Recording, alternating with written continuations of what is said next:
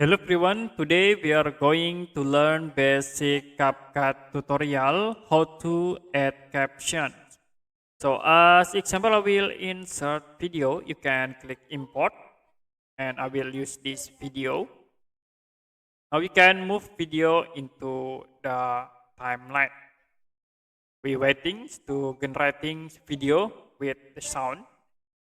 And if you want to add caption into this video, you can go to caption tab in the top here.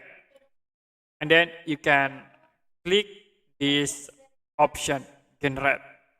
So it will be automatically generating caption from the video. And then we can waiting. Now you can see we have the caption in the video. If you move the video, it will be show the caption. You also can click in the caption and you can edit the caption. Okay, that's it for basic CapCut tutorial, how to add captions. If you have any question about tutorial, you can comment below this video.